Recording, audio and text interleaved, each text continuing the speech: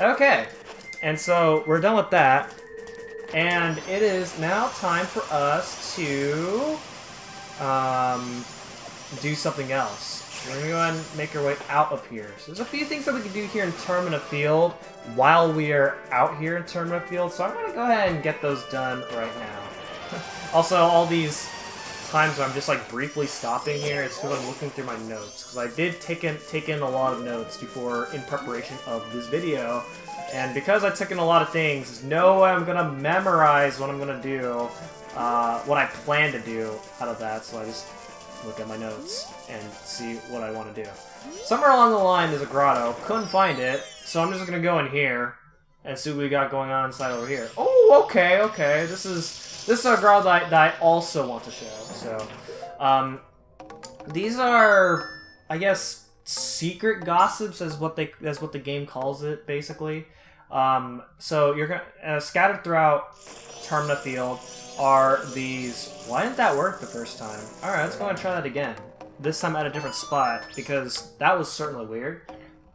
But there are 4 grottos scattered throughout Termina Field that will contain these 4 gossip stones. And supposedly they're called secret gossip stones, which I guess makes sense because you kind of have to go scattering about to look for these. But what you want to do in front of all 4 of these gossip stones is you want to play a dungeon song. So in my case, I'm playing the Goron's Lullaby while I'm a Goron. You do have to be the respective form in order to actually make this work. So it's pretty particular, but yeah. So you can either play the Sonata of Awakening or the Goron Lullaby, or either one of them. Alright, and so we head into this grotto. This is the grotto I was looking for here. It's a little bit hidden under the patches of grass, but inside this grotto is a Pihat. And what you want to do is you want to defeat the Pihat. Simply. It's very easy. However, if you're doing this like very early on in the game, when you have not very much hearts, then it can be really difficult because Pihats hurt. But your reward for beating it is a heart boost. Now, these things were in Ocarina of Time, but I never really showed them off when I LP'd Ocarina of Time a year ago. But now here we are, we're actually showing them off, and that's what PS do. They pretty much behave the same way as in Ocarina of Time. Basically in most other Zelda games, where they're pretty indestructible when they're moving around. At least in the 2D games. In 2D games, they're indestructible when they're moving around. But when they're stationary, then then you can defeat them. Alright, so we're gonna go ahead and go scattering about in Termina Field and finding these other secret gossip stones. So that is 2 right there. And for some reason, these are registered in my notebook every single time that I do this. Man, this is gonna be so slow. So the next one going about is by heading this way. It's somewhere near Snowhead, I guess. At least or near the Snowhead area. And this one has waterfalls. This one looks the nicest one out of all those grottos, in my opinion. I like waterfalls. Waterfalls are pretty cool. And then with the waterfalls, this whole when all looks all blurry, it's pretty crazy. But there we go. That's 3 out of 4 of them, and now we're gonna find the 4th one. And the 4th one is by heading out this way, and it is nearby the observatory right over there. So, go and head over here. It's right by this corner. And there it is. I'm playing these songs a little bit too fast, that some of my inputs are not going through. That's what happens when you're trying to be very greedy at playing these songs here.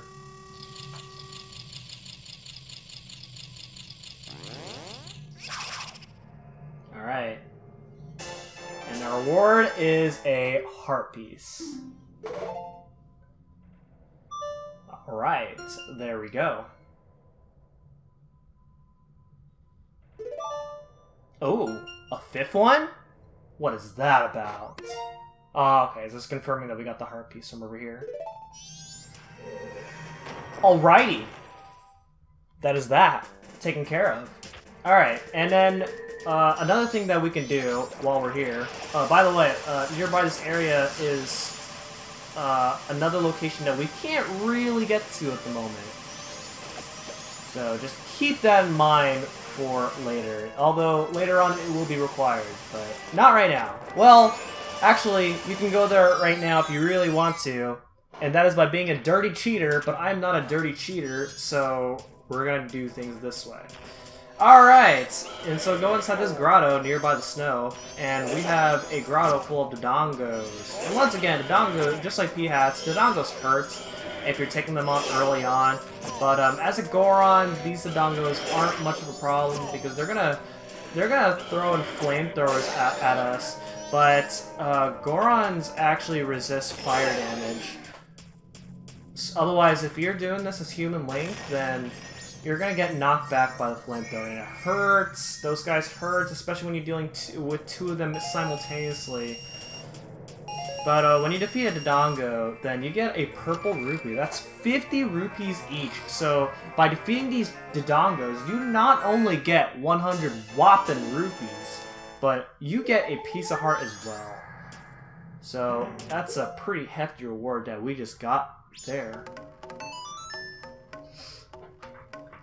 And so there we go. And then now we're pretty much done with that, so it's time to go somewhere else here. And go back to Clock Town. Alright, so what am I doing here at Clock Town? Let me look back here.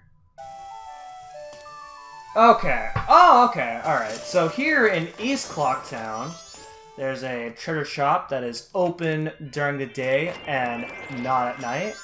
Just like most minigame places. There's actually a few exceptions where some minigame areas are open 24/7. But most of the time, a lot of the minigame areas are only open during, like, they're open all day and then up to a very specific time at nighttime. Which, you know, for typical business makes sense. But you go over here to the treasure shop. This girl is really in on us. She's really into Gorons, just by looking at her facial expression. Alright, so what you want to do here is a treasure chest is going to spawn, and you have to figure out a way of how to get there within a certain amount of time. Which is not easy, as you can see. There are these things that block us off, so it's pretty much a maze as we go through this. And the maze is random, and the chest location is slightly random. So it's a matter of trying to fight your way through within a certain amount of time. And this is not looking good, because now I'm back to square one! Oh my gosh! Can I do it? Can I do it? Oh my god, I got 10 seconds to get to the end! How am I gonna do it? Oh my goodness. Oh my god, I failed, No, I didn't! Oh my god! Open the chest! Oh my goodness, ladies and gentlemen, I cannot believe that out of all of that messing around I still made it. First try. That was insanely crazy. 1 second left to spare. I cannot believe it. I just can't believe it. Holy crap. That was insane stuff. Did you have fun? Okay, you know what? Fine. I'm gonna say that I did have fun because man, she really did make me work for that heart piece. That was crazy stuff. I thought it was going to be smooth sailing, because when I was practicing for this, I actually had a smooth sailing set. But, well, can't always be easy. There's only so much you can do when, you know, everything's random. Alright, but across from the treasure shop, there is another shop that we can do here. This is the shooting gallery, and you can only do this when you have the bow and arrow. And so, You can go and talk to this guy, and it's 20 rupees to play this minigame. And he's going to tell you how this minigame works. So this is another shooting archery game. It's a lot of these arrow minigames that we're doing here. High score is 39. Can we do it? Oh boy. Alright, here we go. Alright, so the way this works is we have red Octoroks and blue Octoroks. The objective is to aim for all the red Octoroks. If you aim for the blue ones, it's bad! You lose time if you aim for the blue ones. So don't aim for the blue ones at all.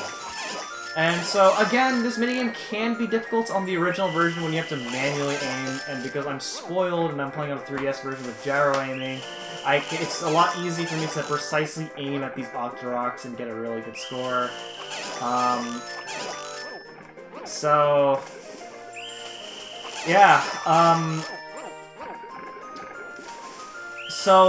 The objective here is, of course, beat the high score, which is 39. And if you are not too slow at this, and not hit a single blue Octorok like I just did there, then the best score they can get is 50. Which, obviously, since I just hit a blue Octorok again, oh my goodness, I'm not going to be able to get 50 points. Oh, it's so bad. Alright, well I got 45, so at least I got the new record, so I guess it's not exactly all that bad. Not all is lost, so that's great for us. Alright, and so our reward for that is we get the biggest quiver. So now our arrow capacity has been upgraded to the maximum capacity, which is 50 arrows. That's a lot of arrows that we're going to be working around with in this game. We do use arrows quite a lot in this game, so keep that in mind. Alright, so I know I can do much better than 45, so I'm going to go ahead and do this minigame again, and this time, I'm going to be a little bit more focused. That's the reason why I hit those two Octoroks, was because when I was originally recording through this, I was talking the entire time, so I was distracted by my own commentary while I was doing this minigame. So let's see if we can actually do this. Man, look how fast I'm shooting these Octoroks, man. Again, I bet you guys playing on the N64 version are screaming in jealousy that I am just doing this so elegantly. Okay, aim for those two right there. Okay, there we go. This is the hardest set right there, in my opinion. I find that one to be really hard. It's like, if you're going really fast, it's really easy to hit at least one of those blue Octoroks, but I managed to succeed this time. Also, not only do you have to perfectly do this and not hit any of the blue Octoroks, but you also have to clear each set really quickly in order to make sure that you can successfully get 50 points as fast as you can. And so, with that being said, we got a perfect score, and our perfect score is going to give us a nice little award, which is another heart piece.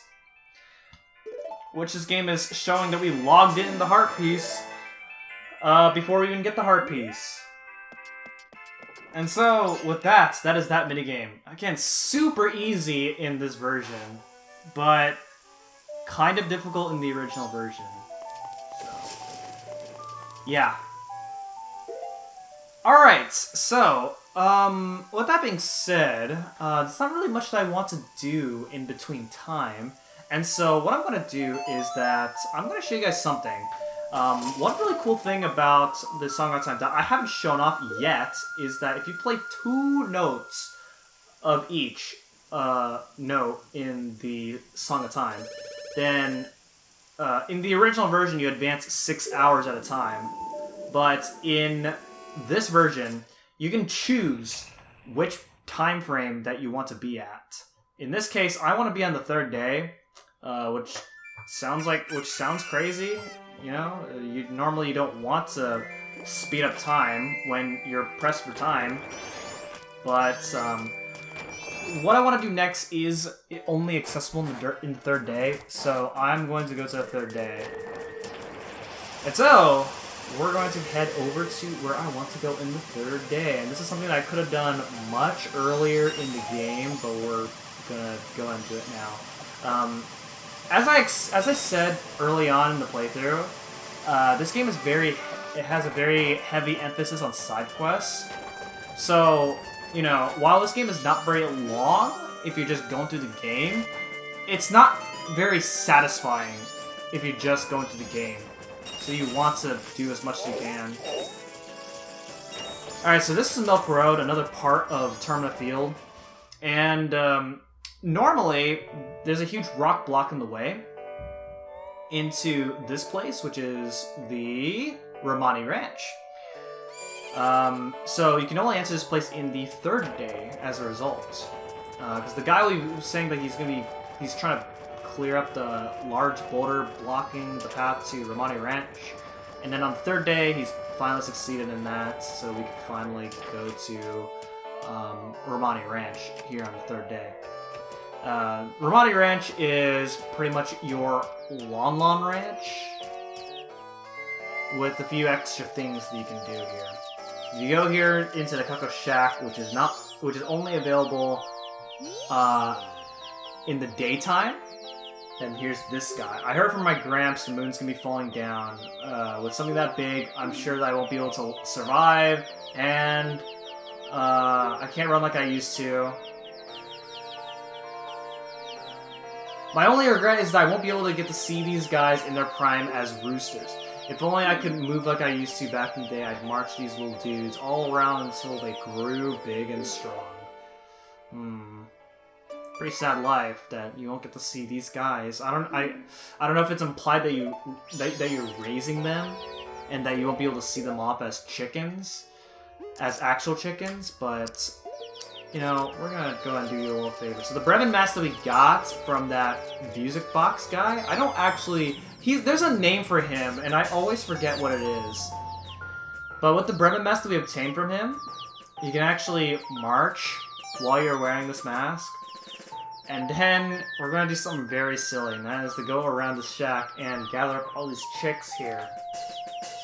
There's a good number of chicks that we have to find here. I believe it's like 9 or 10 or something like that. But we have to go around. And you don't want to stop marching, so you're just holding on to your dear life that you don't let go of the controller.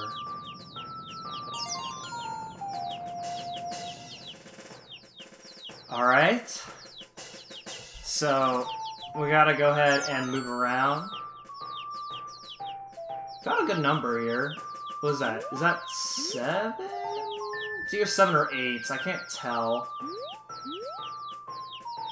So you gotta go around here. These things can be anywhere, so you want to make sure you're thoroughly exploring everywhere in order to find these things.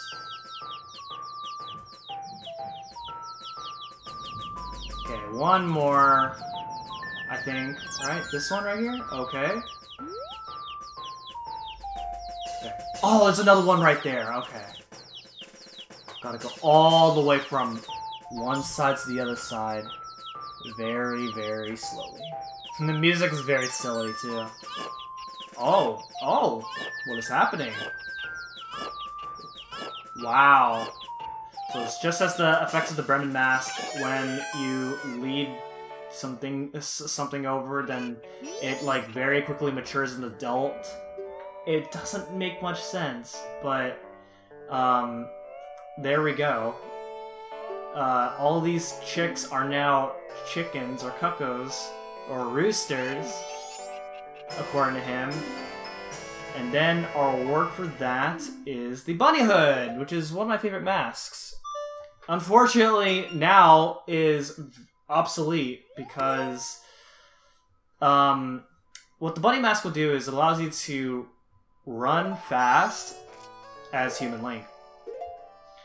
But since I have the Goron mask, rolling as a Goron is much faster than running around with the bunny hood. That's a little bit unfortunate. But since I have no magic, I can't really roll as a Goron right now. Look! Oh my goodness. Isn't that your horse? Oh my goodness, ladies and gentlemen. Epona's okay! And Skull Kid here said that he got rid of her. Oh my goodness. How dare he lie to me like that? But, how do we get our horse back? Alright, let's go and talk to her. Although, you look a little unhappy. I wonder what's up with that. You, who are you again? Okay. I don't know what the deal is that you're a little unhappy about something.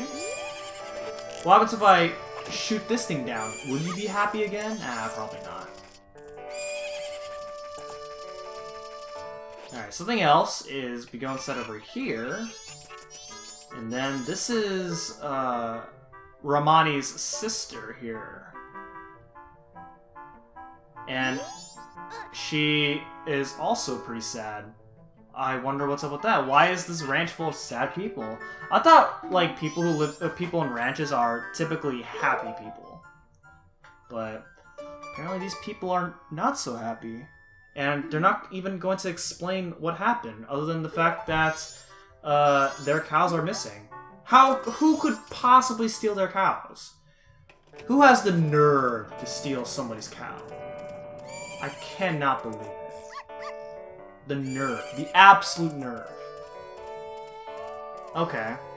So, that's a little unfortunate. Alright, and so with that, that is basically most of what I want to do throughout this cycle. So, I am going to go back in time. Earlier I explained how going back in time works, and this is where I was explaining it, and so, yeah. So as you can see right here, when you choose to warp back in time, it's going to show you what you're going to lose. So you're going to lose the picture that we took, and then of course all the quantities of the items.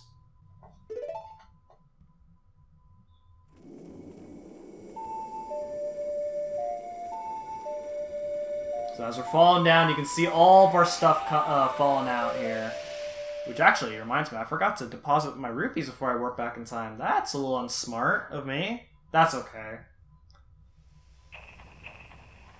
Alright, dawn of the first day. Welcome to a new cycle, ladies and gentlemen.